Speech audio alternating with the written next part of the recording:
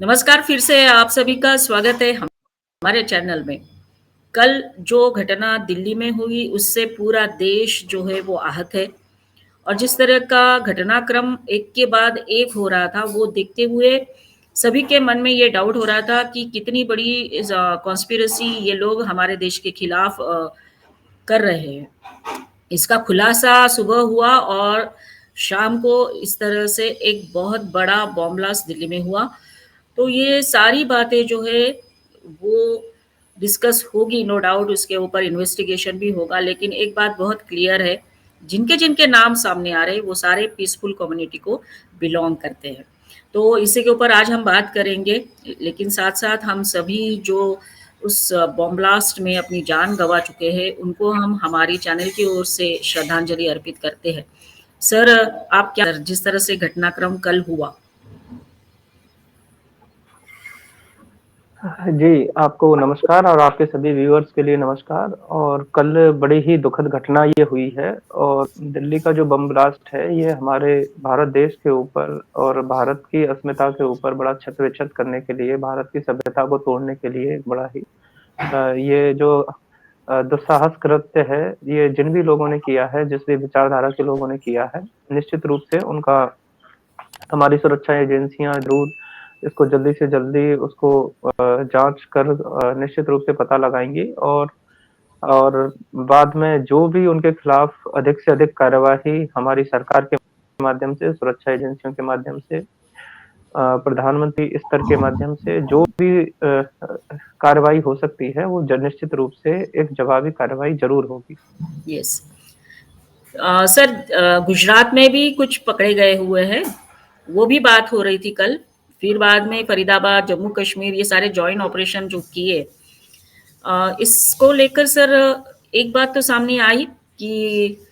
कितनी बड़ी साजिश जो है वो ये लोग कर रहे हैं, जिसका खुलासा भी हुआ। लेकिन जिस तरह से हम चाहते कि हम 100 बार सक्सेसफुल रहे,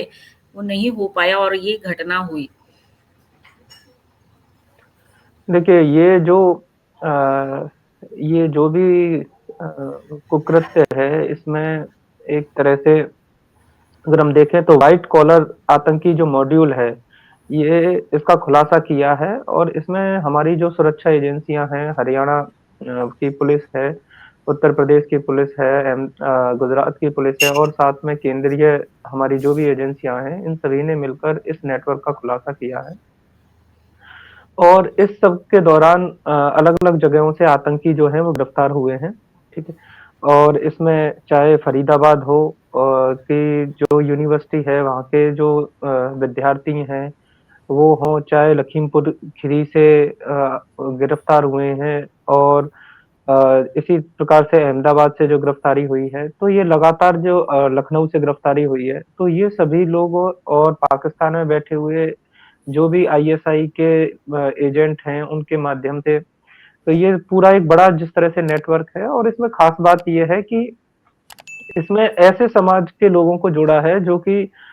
शिक्षा के क्षेत्र से जुड़े हुए हैं और एजुकेशन के नाम पर ही वो लोग पैसा जुटा रहे हैं और फिर उसके बाद उस सारे पैसे को इस तरह से लगाया जा रहा है। तो ये बड़ी बड़ी खतरनाक जो सोच है क्योंकि इसमें जो है पेशेवर लोग हैं, इसमें स्टूडेंट हैं और मतलब और जो ये इन सभी की जो कट्टरपंथ की जो विचारधारा है, उससे ये प्रभावित होकर और इस तरह से ये इन चीज़ों में शामिल हैं, तो निश्चित रूप से ही ये भारत देश के लिए तो एक बहुत गंभीर बात है और हमारी एजेंसियाँ, सुरक्षा एजेंसियाँ के जिस तरह से आज के समय में उनके सामने चुनौती है, उसका वो अ अ ये देखने में आ रहा है और उसके बाद वो इसको और बेहतर ढंग से इसको डिकोड करके और इनकी जो है मजबूत स्तर से फिर से कार्रवाई निश्चित रूप से करेंगे, यही हमारा मानना है। और इस सब के बीच में कल की जो इस दुखद घटना में जिन भी परिवारों के लिए के को क्षति का सामना करना पड़ा है और उन सभी के लिए उन सभी को मैं श्रद्धांजलि ही प्रकट कर सकता हूँ। और हमारी गृह मंत्रालय की तरफ से भी स्पष्ट रूप से ये बयान आया है और गृह मंत्री जी भी खुद गए हैं हॉस्पिटल में, देख कर आए हैं। और भारत की जनता को जिस तरह से मनोबल को तोड़ने के लिए ये जो घटना हुई है, ये इन सबको कहने के लिए एक तरह से निःशब्द की स्थिति में है, लेकिन इस आतंक पर निश्चित रूप से प्रहार होगा और चाहे जम्मू-कश्मीर में लगभग 45 स्थानों पर छापे पड़े हैं, जिनमें 21 की गिरफ्तारी हुई है।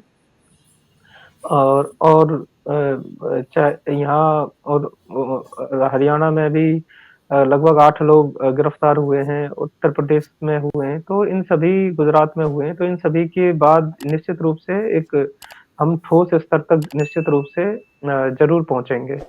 यस सर, डॉक्टर्स है सर, दो चार जो लोग पकड़े गए जिनके ऊपर कभी भी डाउट नहीं आएगा, और उन्होंने सरकारी जो उनके हॉस्पिटल है उसके लॉकर्स यूज किए हैं इतने बड़ी मात्रा में, जो पकड़ा गया है AK-47 हो या AK-56 हो या फिर 2900 kg जो एलईडी के लिए शायद यूज होता है, वो सर मतलब सर हम सोच भी नहीं सकते। और इनके साथ सर कुछ मौला या ये भी शामिल है, ऐसा रिपोर्ट्स में आ रहा है। तो ये देखते हुए सर, जिस तरह से बिपिन रावत जी हमेशा कहते थे सर कि हम 2.5 फ्रंट पे लड़ रहे, तो ये 0.5 वाले ही है सारे। हाँ, देखिए ये जो फरीदाबाद की जो अल फलाह यूनिवर्सिटी है, वहाँ से जो डॉक्टर जो मुजम्मिल अहमद गनई जो है उसकी गिरफ्तारी हुई है, उसकी जो प्रेमिका है शाहीन, अ, उसके पास से AK-47 मिला और इस छापेमारी में इनके पास से जो पिस्टल है, चाहे चाइनीज है, बेरेटा है और अलग-अलग जो भी जो क्योंकि इसमें देखिए फरीदाबाद जो क्षेत्र है वो दिल्ली के नज़दीक सटा हुआ क्षेत्र है और दिल्ली के लिए वो एक तरह से कहीं भी कोई इस तरह की घटना कहीं करने में बड़ी ये आतंकवादी किस तरह से अपने मंसूबों को शामिल करते हैं, ये वो खतरनाक स्थिति को दिखाता है क्योंकि फरीदाबाद का जो धौज गाँव जो है, वहाँ पे लगभग ये 300 किलो विस्फोटक पदार्थ जो है वो पकड़ में आया है। यस। इसी से सटा फतेहपुर तका गाँव है, वहाँ पर जो आप बता रही हैं लगभग 2500 किलो अमोनियम नाइट्रेट जो है वो बरामद हुआ है। इसी के पास में ही एक पाली गाँव भी था जिसमें मार्च में वहाँ पे अब्दुल रहमान जो आतंकी था उसकी गिरफ्तारी हुई थी और उसके पास से हैंड ग्रेनेड और डेटोनेटर जो थे वो बरामद हुए थे। वो हालाँकि जेल में है और ट्रायल चल रहा है। तो अ, इस तरह के जो जितने भी जो ये जो इनका जो प्लान है क्योंकि इन हथियार, गोला-बारूद और ये आईईडी बनाने के लिए ये जो सामान है इन सब से जो है आप कितने बड़े लेवल पे आप इस तरह की घटनाएँ कर सकते हैं। तो ये निश्चित रूप से चिंताजनक है और इस सब में ये जो डॉक्टर हैं या ऐसे लोग हैं जो आपके बीच में रह रहे हैं स्लीपर सेल के रूप में और क्योंकि इन डॉक्टर साहब का जो जिस गाँव में रह रहे हैं वहाँ लगभग ₹1200 ₹1500 में इन्होंने कमरा किराए पे ले रखा था और वहाँ पर सारी ये चीज़ें छुपा रखी थी और तो ये किस तरह से क्योंकि इसमें देखने में आया है कि जो इन सारी एजेंसियों के माध्यम से जिस तरह से ये प्रभावी कार्रवाई हुई है, इसमें पाकिस्तान के जैश-ए-मोहम्मद और जो जो दूसरा अंसर गज़ावत उल हिंद ये दोनों जो हैं आतंकी संगठन जो हैं इनके इनसे जुड़े लोग उनसे ये किसी न किसी रूप में जुड़े हुए हैं और अपनी जो एक तरह से भारत के टुकड़े करने की या भारत को किस तरह से अधिक से अधिक चोट पहुँचाने की जो इसमें ये कोशिश है ये है और अ, अब इसमें वहाँ के आर्मी चीफ या और किस तरह से पाकिस्तान के लोग ये सारी ये हैं ये भारत की सुरक्षा एजेंसियाँ इसमें जाँच निश्चित रूप से करेंगी क्योंकि इन सभी घटनाओं से भारत निश्चित रूप से लड़ेगा क्योंकि पहले ही हमारे प्रधानमंत्री जी और रक्षा मंत्री जी का ये बयान पहले ही आ चुका है कि ऑपरेशन सिंदूर जारी है और अगर इस तरह की कहीं कोई भी घटना होती है तो निश्चित रूप से उसका जवाब उसी भाषा में दिया जाएगा। तो आगे न आगे ये किस तरह से होती है ये निश्चित रूप से, और चूँकि एक भारतीय होने के नाते हमारी हम सभी इस समय बड़े आहत हैं, पीड़ित हैं, और निश्चित रूप से इन सभी चीज़ों का सामना इन्हीं के अनुसार निश्चित रूप से किया जाएगा। ये सर आप जो बोल रहे हैं बिल्कुल सच है कि हम सभी आहत हैं, लेकिन सर एक तरह से मन में सभी के गुस्सा भी है कि जब हमने ऑपरेशन सिंदूर पॉज़ करके रखा है, इसके बावजूद इन लोगों की हिमाकत देखिए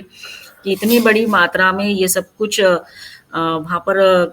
रखते हैं और दिल्ली में ब्लास्ट करना एक तरह से मोदी जी को इन्होंने चैलेंज किया है। इसकी टाइमिंग भी देखिए सर, रेड फोर्ट के सामने करना मतलब एक तरह से ये चैलेंज दे रहे हैं हमको कि हम अभी भी सक्रिय है, आप जो भी कुछ कर लो। तो इनको इनकी भाषा में ही अभी सर पूरी तरह से खत्म करने के लिए ही हमें कुछ करना पड़ेगा। देखिए, अ, इसमें दोनों तरह की जो लड़ाई है, एक वैचारिक लड़ाई और एक ग्राउंड रियलिटी पे ग्राउंड की लड़ाई। तो ग्राउंड पे तो हमारी सुरक्षा एजेंसियाँ लगातार काम कर रही हैं, लेकिन वैचारिक स्तर पे जो एक जागृति समाज के भीतर इन सभी संस्थानों में, क्योंकि वो कहीं न कहीं कम है, और इसके लिए अभी जब पिछली बार भी वंदे मातरम के कार्यक्रम पे भी प्रधानमंत्री मोदी जी इसी बात को रेखांकित करते हैं कि जो देश को तोड़ने वाली विचारधाराएँ हैं, उन्हें हमें हतोत्साहित करना चाहिए। उन्हें हमें केवल राजनीतिक पार्टियों की विचारधारा के रूप में ही रेखांकित नहीं करना चाहिए कि विपक्ष की कोई पार्टी है तो उसका ये इस तरह से है, या दूसरे लोग हैं उनका इस तरह से है। हमें निश्चित तौर पर अपराधी और अपराध से जुड़े हुए जो लोग हैं, उनकी ही निश्चित रूप से कठोर शब्दों में और जो भी कानूनी कार्रवाई है वो करनी चाहिए। और होता ये है कि जैसे ही कोई कार्रवाई की, चाहे बयानबाजी के रूप में हो, शब्दों के रूप में हो, तो आपस में पार्टियों के नेता उलझते रहते हैं, और उसका कहीं न कहीं फ़ायदा ये इस तरह के जो नकारात्मक लोग हैं वो उठाते हैं। तो हम सभी भारतीयों को, चाहे किसी भी पार्टी के लोग हों, एक एक रूप में एक साथ एकजुट रहकर और अपने देश के लिए, क्योंकि भारत देश की जो भी सज्जन शक्तियाँ हैं, उनके हो सकता है पॉलिटिकल डिफरेंसेस हो सकते हैं, लेकिन इस तरह की घटनाओं के लिए हमें एकजुट रहकर और निश्चित ही उनके खिलाफ कार्रवाई करनी चाहिए। और क्योंकि ये जितने भी आतंकवादी हैं, क्योंकि दिल्ली में आज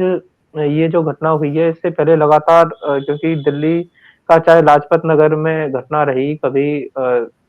करोल बाग में हुआ, कनॉट प्लेस में हुआ, और दीपावली से पहले पहाड़गंज सरोजनी नगर 2005 में, और ग्रेटर कैलाश में, और हमारे माननीय दिल्ली उच्च न्यायालय में ही 2011 में